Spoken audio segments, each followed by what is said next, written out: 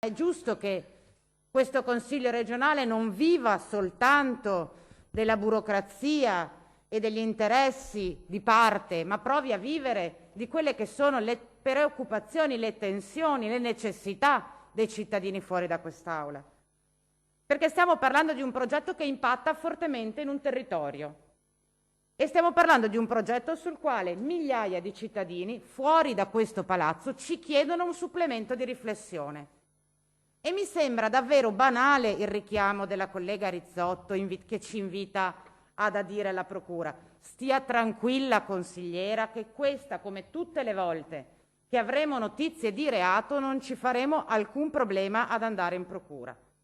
Qui però non si parla di reati, o meglio non è questo il luogo nel quale bisogna parlare di reati. Qua si parla di necessità di trasparenza e si parla di rispetto per le preoccupazioni dei cittadini. E questo è oggettivamente un intervento che ha dei profili di opacità. Per la tempistica con la quale questa procedura è stata avviata, nella notte del 31 dicembre, vi sembra veramente normale che un funzionario della Regione firma un decreto di questa portata dopo decenni che era attesa quella firma? Il giorno prima di cambiare incarico, l'ultimo atto, c'è una procedura discussa, la Commissione VIA si è confrontata e non è riuscita ad arrivare ad un parere all'unanimità condiviso. C'è un problema tecnico sul quale dobbiamo fare una riflessione, cioè che è un provvedimento che a norma vigente sarebbe impossibile da realizzare. Le difficoltà a recuperare gli atti che bene ci hanno raccontato il consigliere Zanoni, la consigliera Guardia e la consigliera Bigon.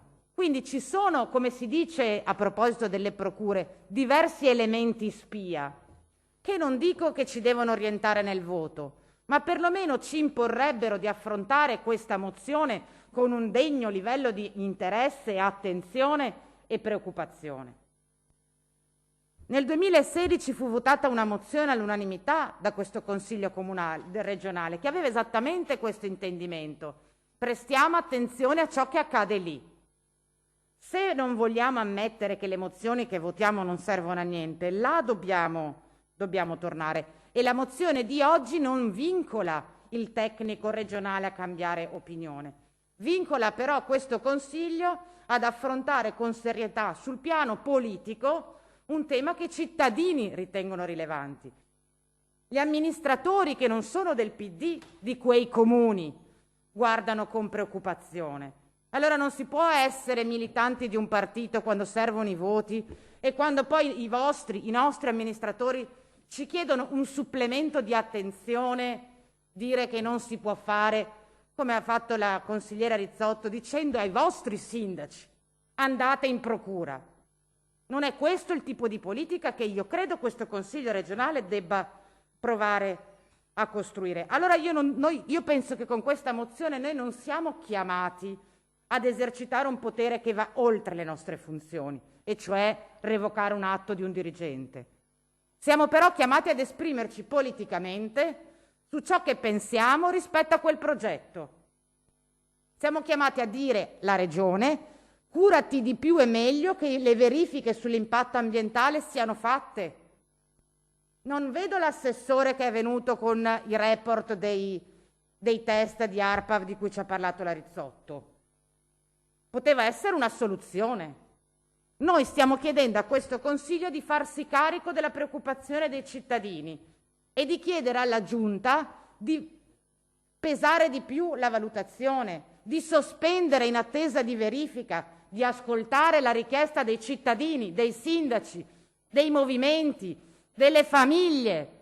Chi ha seguito la vicenda PFAS sta vivendo un film che ha già visto, dove i cittadini registravano delle difficoltà e la politica tutta, con questo modo di essere, vado a concludere Presidente, di superiorità, diceva: fate ricorso al TAR, fate ricorso in procura. Ecco, noi oggi su questo tema strategico abbiamo l'opportunità di dimostrare che vogliamo scrivere una storia diversa, revocando un atto di un dirigente, no, impegnando il Consiglio, collega, e chiudo, e il dirigente a sospendere e rivalutare questa decisione. Grazie.